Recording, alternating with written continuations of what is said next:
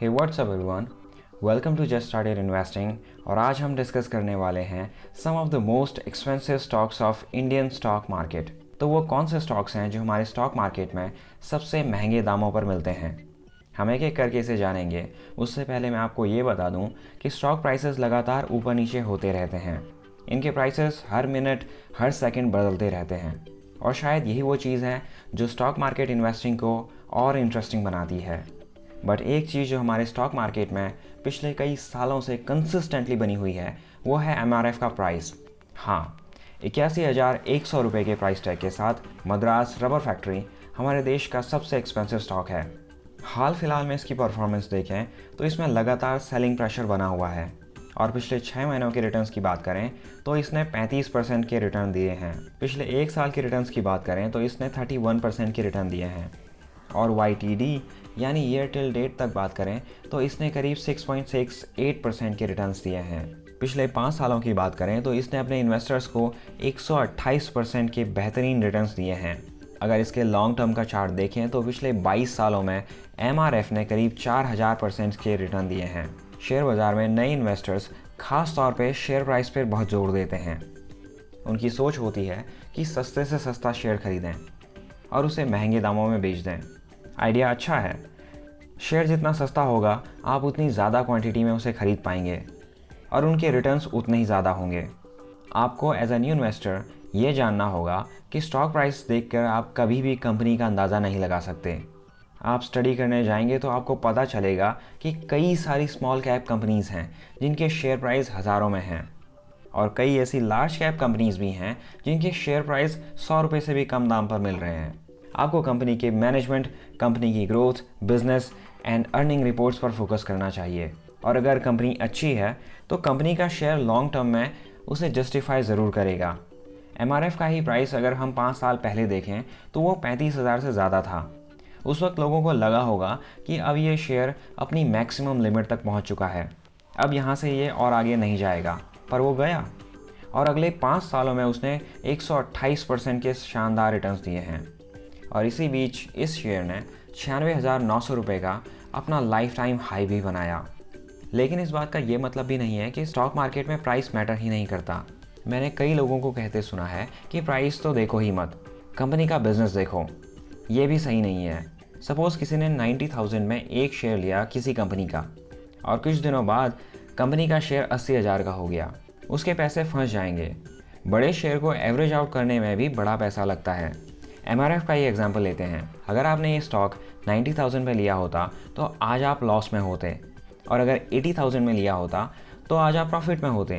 कहने का मतलब ये है कि आपको गेंस आपकी इन्वेस्टमेंट पर मिलते हैं। अगर आपका इन्वेस्टमेंट होराइजन शॉर्ट या मीडियम टर्म का है तो आपको किसी भी शेयर में कब एंट्री करनी है और कब एग्जिट करना है इसका पता होना चाहिए। बाज़ार की भाषा में इसे सपोर्ट और रेजिस्टेंस कहते हैं। वहीं अगर आप लॉन्ग टर्म के लिए निवेश करना चाहते हैं तो आपकी स्ट्रेटेजी बाय एंड होल्ड की होनी चाहिए और हो सके तो उसमें भी सपोर्ट एंड रेजिस्टेंस ढूंढकर छोटी छोटी क्वांटिटीज़ ऐड करते रहनी चाहिए। जैसे MRF ने 2012 में फर्स्ट टाइम 10,000 का लेवल ब्रेक किया। उस वक्त लोगों को लगा होगा कि ये बहुत महंगा हो चुका है। उस वक्त 10,000 बड़ी रकम थी, बट जिसने छोटी छोटी क्वांटिटी में इसमें लगातार इन्वेस्ट किया होगा उसका पोर्टफोलियो आज शानदार रिटर्न्स दे रहा होगा। और अगर जिसने उस वक्त सिर्फ वन टाइम का इन्वेस्टमेंट भी किया होगा उसे भी आज 8 साल बाद देखें तो 700% से ज़्यादा के रिटर्न्स मिल रहे हैं। अब बढ़ते हैं दूसरे स्टॉक की तरफ। 42,802 रुपये के प्राइस टैग के साथ हनीवेल ऑटोमेशन इंडिया लिमिटेड हमारे स्टॉक मार्केट का दूसरा सबसे महंगा स्टॉक है। ये कंपनी किसी एक पर्टिकुलर सेक्टर में काम नहीं करती है, बल्कि ये कई सारी इंडस्ट्रीज़ में वर्क करती है। आप इसके ऑफिशियल साइट में जाकर कंपनी के बिजनेस के बारे में जानकारी ले सकते हैं। कंपनी के स्टॉक के परफॉर्मेंस की बात करें तो इसमें भी पिछले 1 महीने से सेलिंग प्रेशर बना हुआ है और लास्ट 1 मंथ में इसने -9% के रिटर्न दिए हैं। वहीं अगर इसके 6 महीने के रिटर्न्स की बात करें तो वो 44% होते हैं।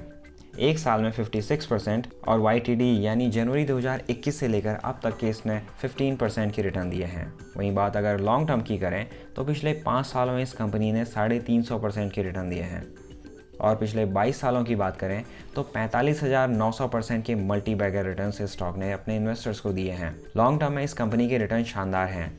हालांकि पास्ट रिटर्न्स फ्यूचर में होने वाले गेंस की गारंटी नहीं होते। बट सिर्फ छोटे शेयर्स में ही मल्टीबैगर रिटर्न्स देखने को मिल सकता है, इस बात की भी कोई गारंटी नहीं है। अब बढ़ते हैं नेक्स्ट स्टॉक की तरफ। थर्ड एंड फोर्थ प्लेस पर जो स्टॉक्स हैं उसमें बेहद करीबी मामला है। थर्ड नंबर पर 30,612 रुपये के प्राइस टैग के साथ सीमेंट कंपनी का एक बहुत ही शानदार स्टॉक है जिसका नाम है श्री सीमेंट।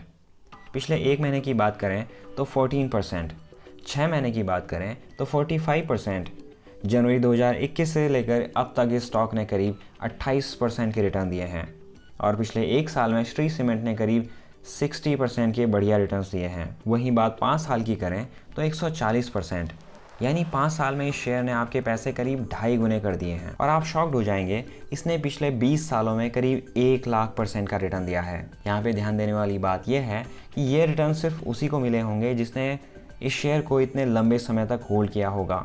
सो जो लोग इन्वेस्ट कर सकते हैं उनको बाय एंड होल्ड वाली स्ट्रैटेजी अपनानी चाहिए और आपको एक साथ बहुत सारे इन्वेस्ट करने की भी ज़रूरत नहीं है, या फिर सिर्फ तभी बाय करें जब मार्केट गिरने लगे। ऐसे में आपकी कंपाउंडिंग और भी फास्ट हो जाएगी। Always remember, buy low and sell high. जितना नीचे खरीदेंगे बेचते वक्त उतना ही ज़्यादा फ़ायदा होगा। फोर्थ पोजीशन पे जो स्टॉक है उसके बारे में डिस्कस करने से पहले मैं आपको उस कंपनी की साइट पर ले जाना चाहता हूँ, पेज इंडस्ट्रीज़ लिमिटेड। आपने इस कंपनी के बारे में न सिर्फ सुना होगा बल्कि शायद आप इसके प्रोडक्ट्स यूज़ भी करते होंगे। जॉकी, यस, इंडिया में जॉकी प्रोडक्ट्स का एक्सक्लूसिव लाइसेंस पेज इंडस्ट्रीज़ के पास है और न सिर्फ इंडिया में बल्कि Sri Lanka, Nepal, Bangladesh, UAE, Oman, Qatar के एक्सक्लूसिव राइट्स भी पेज इंडस्ट्रीज़ के पास हैं। 16 अप्रैल 2021 को 30,222 की मार्केट क्लोजिंग के साथ पेज इंडस्ट्रीज़ हमारी लिस्ट में फोर्थ पोजीशन में है। एक महीने की बात करें तो काफ़ी उतार चढ़ाव के बाद भी 5% के रिटर्न इस कंपनी ने दिए हैं। 6 महीने में 45%, ईयर टिल डेट तक करीब 7% और एक साल में इस कंपनी ने करीब 77% के रिटर्न्स दिए हैं। इसके अलावा 5 साल में इस कंपनी ने करीब 135% और लॉन्ग टर्म की बात करें तो पिछले 13 सालों में इस कंपनी ने 11,000% के शानदार रिटर्न्स दिए हैं। अब जल्दी से देख लेते हैं फिफ्थ और आखिरी शेयर हमारी लिस्ट का। 27,010 रुपये के मार्केट क्लोजिंग के साथ फिफ्थ पोजीशन में है 3M इंडिया लिमिटेड। ये कंपनी भी हनीवेल की तरह इनका बिजनेस भी कई सारे प्रोडक्ट्स, इंडस्ट्रीज़ और ब्रांड्स में फैला हुआ है। कंपनी के स्टॉक के परफॉर्मेंस की बात करें तो एक महीने में इसमें भी सेलिंग प्रेशर हावी रहा है। 6 महीने की बात करें तो इसमें 42% रिटर्न दिए हैं। जनवरी 2021 से लेकर अभी तक 28% के रिटर्न दिए हैं। एक साल में इसने 37% के रिटर्न दिए हैं। वहीं अगर बात 5 साल की करें तो 3M इंडिया ने आपके पैसे डबल कर दिए और पिछले 22 सालों में इस शेयर ने 11,000% के रिटर्न्स दिए हैं। सो यही है हमारे टॉप मोस्ट एक्सपेंसिव स्टॉक्स। आपकी इन शेयर्स के बारे में क्या राय है मुझे कमेंट्स में ज़रूर बताएं। यहाँ पे कुछ लोग सोच रहे होंगे कि बाकी सब कंपनी को छोड़ो और सिर्फ उस कंपनी में इन्वेस्ट कर दो जिसने पिछले 20 साल में 1 लाख % रिटर्न्स दिए हैं। आप किसी कंपनी में सिर्फ इस वजह से इन्वेस्ट नहीं कर सकते क्योंकि ये पास्ट रिटर्न्स हैं। अगर किसी को 20 साल पहले से ही पता होता so all you need just 1 and 2 such companies, अपनी मेहनत की सारी कमाई उसमें लगा देते। और जहाँ तक मेरी इन्वेस्टमेंट्स की बात है, I don't own any of these stocks. इसके बहुत से रीजंस हैं। पहला रीज़न तो मैंने शुरुआत में ही बता दिया था, इसे एवरेज करना मुश्किल होता है, खास तौर से जब पूरा मार्केट अनसर्टेनिटी के दौर से गुजर रहा हो। अगर आपके पोर्टफोलियो में 15 से 20 स्टॉक्स हैं, आपके लिए सबको एक साथ एवरेज करना मुश्किल होगा क्योंकि जब मार्केट गिरता है तो सारे स्टॉक्स गिरते हैं, प्लस आपको मार्केट के बॉटम का भी पता नहीं चलता। ऐसे में इतने बड़े टिकट साइज वाला स्टॉक आपकी मुश्किलें बढ़ा सकता है। और हाँ, इन्वेस्टिंग बोरिंग होती है। ये किसी एक्शन थ्रिलर फिल्म या वीडियो गेम जैसी नहीं होती। इसमें रियल रिस्क और रियल रिवॉर्ड इन्वॉल्व होता है। एज अ स्मार्ट इन्वेस्टर आपका टास्क स्टॉक मार्केट में ऐसी अपॉर्चुनिटी ढूंढना है जिसमें रिस्क कम से कम हो और रिवॉर्ड ज़्यादा से ज़्यादा। इसके लिए आपका इन्वेस्टिंग प्लान क्लियर होना चाहिए और उसे आपके फाइनेंशियल गोल्स के साथ अलाइन भी होना चाहिए। आपका काम स्टॉक मार्केट में रिटर्न्स या प्राइस चेस करना नहीं है, क्योंकि आज ये स्टॉक्स ऊपर हैं, कल कोई दूसरा स्टॉक ऊपर होगा।